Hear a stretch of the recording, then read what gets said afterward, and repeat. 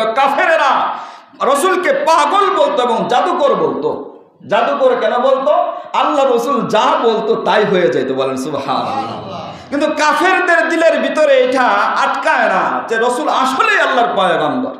আবু জাহেলের মতো ব্যক্তি, রসুলের চাচা আবু জাহেল, কালিমা তো গ্রহণ করেই নাই, বরং তার দিলের মধ্যে আল্লাহ এমনভাবে মোহর মারছে তার দিলটা কোনোদিন নরম হয়নি।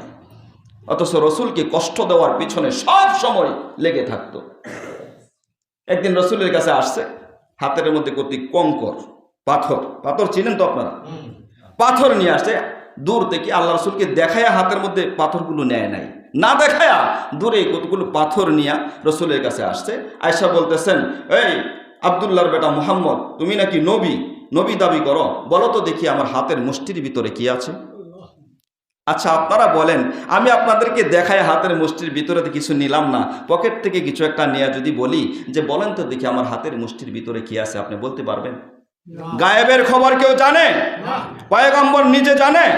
গায়েবের খবর কেউ জানে না, একমাত্র আল্লাহ তাআলা জানে। আল্লাহ রাসূল সাল্লাল্লাহু আলাইহি ওয়াসাল্লাম বলেন, চাচা যান, আপনার হাতের মুষ্টির ভিতরে কি আছে তা আমি জানি না, কিন্তু হাতের মুষ্টির ভিতরে যা আছে সে যদি সাক্ষ্য দেয় আমি পয়গম্বরকে, তাহলে আপনার বিশ্বাস হবে নি। সুবহানাল্লাহ বলেন। আচ্ছা ভাই বলেন, হাতের মুষ্টির ভিতরে কি আছে তা আমি জানি না, কিন্তু হাতের মুষ্টির ভিতর থেকে যদি আওয়াজ আসে আমি পয়গম্বরকে, তাহলে তোমার বিশ্বাস হবে নি। আবু জাহেল কই, এটা তো আরো বেশি কঠিন। হ্যাঁ, এটা তো আরো বেশি কঠিন। হ্যাঁ দেখি, দেখায় দাও। আল্লাহ রসুল শাহাদাত আঙ্গুল দিয়ে ইশারা দিয়া বলেন, আমার চাচা আবু জাহেলের হাতের মুষ্টির ভিতরে কি আছো বলো, সাক্ষ্য দাও আমি পয়গম্বরকে, আব্দুল্লাহর বেটা মুহাম্মদ আমি কে একটু জানায় দাও। সাথে সাথে হাতের মুষ্টির ভিতর থেকে আওয়াজ আসতেছে, আশহাদু আল্লাহ ইলাহা ইল্লাল্লাহু ওয়া আশহাদু আন্না মুহাম্মাদান আবদুহু ওয়া রাসূলুহু। সুবহানাল্লাহ। হাতের মুষ্টির ভিতর থেকে আওয়াজ আসতেছে, কঙ্করের জবান আল্লাহ খুলিয়া দিছে, কঙ্করের জবান থেকে আওয়াজ আসতেছে আল্লাহ ছাড়া কোনো ইলাহ নাই, আর মুহাম্মদুর রাসূলুল্লাহ সাল্লাল্লাহু আলাইহি ওয়াসাল্লাম একমাত্র আল্লাহর পয়গম্বর ছাড়া আর কিছু নয়। সাক্ষ্য দিয়ে দিছে। আবু জাহেল হাতের মুষ্টি থেকে পাথর দূরে নিক্ষেপ করে বলতেছে, হায় হায়, এই আব্দুল্লাহর বেটা মুহাম্মদ দিয়ে আমার হাতের মধ্যেও জাদু করে আইছে। কি অবস্থা তাদের ছিল, যদি বলেন ঠিক না? আরেকদিন আসছে রসুলের কাছে আয়েশা, একটা খেজুর নিয়ে আসে। খেজুর, হাজী সাহেব যারা গেছেন আলোচনাটা শুনলেই বুঝবেন যে আসলেই কথা ঠিক।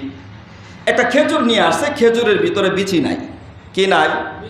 আচ্ছা আপনারা কি কখনো দেখেছেন বিচি ছাড়া কোনো গাছ হয়?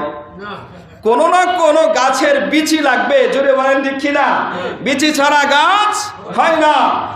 এই আবু জাহেল একটা খেজুর নিয়ে আইছে, খেজুরের ভিতরে বিচিটা ফালাই দিছে। ফালাই দিয়ে কইতেছে, আব্দুল্লাহর বেটা মুহাম্মদ, তুমি তো নবী দাবি করো তাই না? তাহলে এক কাজ করো, আমার এই খেজুরটার ভিতরে বিচি নাই, তুমি যদি এই খেজুরটা জমিনে লাগাইলে এই খেজুরের থেকে গাছ হয়, তাহলে বুঝবো তুমি আল্লাহর পয়গম্বর। কত বড় বাটবার দেখেন, খেজুরের ভিতরে কি নাই? বিচি নাই। তো ঠিক আল্লাহ রসুল খেজুরটা নিলেন এবং বিসমিল্লাহির রহমানির রহিম বলে জমিনের মধ্যে লাগায় দিলেন। বলেন সুবহানাল্লাহ। আল্লাহর কসম, আল্লাহর কসম, 3 মাসের ভিতরে ওই খেজুর থেকে খেজুরের গাছ হয়ে গেল। শুধু তাই নয়, ওই গাছের মধ্যে খেজুরও ধরে ফেলেছে। এখন পর্যন্ত সেই খেজুরের বাগান আছে, সেই খেজুরের মধ্যে বিচি নাই। হাজী সাহেবরা গিয়েছেন, খেয়ে আসছেন, আমরা এখনো যেতে পারি নাই, তবে বাংলাদেশে থেকেও বিচি ছাড়া খেজুর খাইছি, আল্লাহ খাওয়াইছে। তারা নিয়ে আসছে, হাজী সাহেবরা বন্ধু বান্ধব অনেকে আছে না, তারা নিয়ে আসছে, আমরা খাইছি। সেই গাছ আল্লাহ রসুলের মুজিজার সেই গাছ, খেজুর গাছ এখনো দাঁড়িয়ে আছে। বলেন সুবহানাল্লাহ। আবু জাহেল ডাক দিয়ে কই, সর্বনাশটা করছে, এদিক খেজুরের মধ্যেও জাদু করে।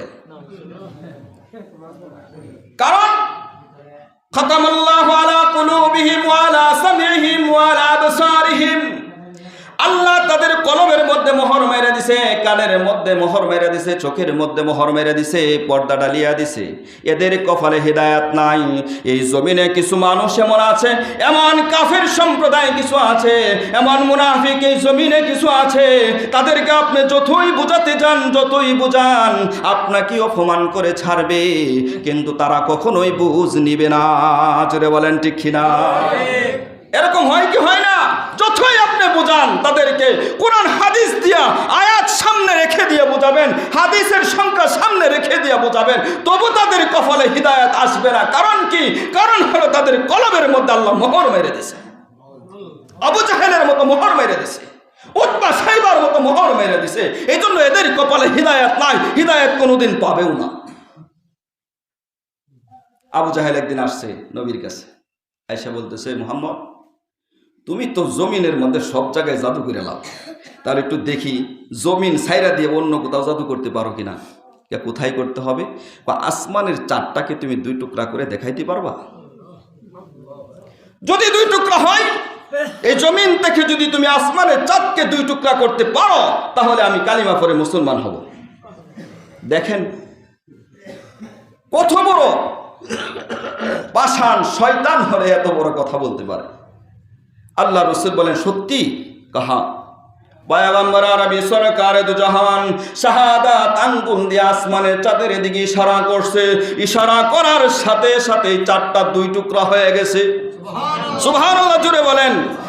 যখন চাঁদটা 2 টুকরা হয়ে গেল, পৃথিবীর সকল মানুষগুলো দেখলো, আবু জাহেল নিজেও দেখেছে চাঁদ 2 টুকরা হয়েছে। আবু জাহেল ডাক দিয়ে কয়, আমার বিশ্বাস হয় না। কেন বিশ্বাস হয় না? কয়, এই মক্কা নগরী থেকে একটা দল, একটা কাফেলা সিরিয়ায় গেছে ব্যবসা করার জন্য। সেই কাফেলা যখন আসবে, সেই কাফেলার মানুষদেরকে জিজ্ঞাসা করব, তারা যদি বলে হ্যাঁ আসমানের চাঁদ অমুক তারিখ অমুক সময় 2 টুকরা হয়েছিল, তাহলে আমার বিশ্বাস হবে। যখন ওই কাফেলা ফিরে আসলো, কাফেলার লিডারকে জিজ্ঞাসা করা হলো, হ্যাঁ তোমরা কি দেখেছিলা অমুক দিন অমুক সময় অমুক টাইমে আসমানের চাঁদ 2 টুকরা হয়েছিল কিনা? ওই কাফেলার লিডার সাথে সাথে জবাব দিয়েছিলেন, হ্যাঁ অমুক দিন অমুক টাইমে অমুক সময়ে আমরা শুধু একা নয়, ওই এলাকার সিরিয়ার সমস্ত মানুষগুলো দেখেছিল আসমানের চাঁদ 2 টুকরা হয়ে গিয়েছিল। আবু জাহেল ডাক দিয়া কয়, সর্বনাশটা তো করছে, আব্দুল্লাহর বেটা মুহাম্মদ দিয়ে আসমানেও জাদু করে। জোরে বলেন নাউজুবিল্লাহ। এই হলো কাফেরদের হালত ভাই। কাফেরদেরকে কখনোই আপনার বন্ধু মনে করতে পারবেন না, মুনাফিককে কখনোই আপনি আপনার বন্ধু মনে করতে পারবেন না। যে কোনো সময়, যে কোনো মুহূর্তে আপনার বিরুদ্ধে অবস্থান নিবে, যে কোনো মুহূর্তে আপনাকে বিপদে ফেলে দেওয়ার জন্য ফিকির করবে। জোরে বলেন ঠিক না? সচেতন থাকতে হবে। আমাদের বাংলাদেশেও এমন একটা দল আছে, যে দলের নাম দিছে ইসকন। যে দলের নাম দিছে ইসকন। হিন্দু, বৌদ্ধ, খ্রিস্টান 3টা সম্প্রদায়ের লোক মিলে একটা সংগঠন তৈরি করেছে। সেই সংগঠনের নাম দিছে ইসকন, ঐক্যবদ্ধ পরিষদ। হিন্দু, খ্রিস্টান, ইহুদি ঐক্যবদ্ধ পরিষদ। এখানে মুসলমানদের কোনো নাম নাই, মুসলমানদের দলের কোনো নাম সেখানে ঢুকানো হয় নাই। তার কারণ হলো ওরা ঐক্যবদ্ধ হয়ে এই জমিন থেকে মুসলমানদেরকে বিতাড়িত করতে চায়। জোরে বলেন ঠিক না? যেন আপনাকে আমাকেও এরকম পদক্ষেপ গ্রহণ করতে হবে। হতে পারে আমি বিএনপি, হতে পারে আমি জামাত, হতে পারে আমি শিবির, হতে পারে আমি হেফাজত, হতে পারে আমি চরমনাই, যে দলের হই না কেন, আমাদের ঐক্যবদ্ধ পরিষদ গড়ে তুলতে হবে। হিন্দু, খ্রিস্টান, ইহুদিদের বিরুদ্ধে রুখে দাঁড়াতে হবে। না হয় আপনাকে আমাকে এই জমিনে ওরা টিকতে দিবে না। অতএব তাদের বিরুদ্ধে আমাদের রুখে দাঁড়ায়া আমাদের এই জমিনে ইসলামকে প্রতিষ্ঠিত করতে হবে।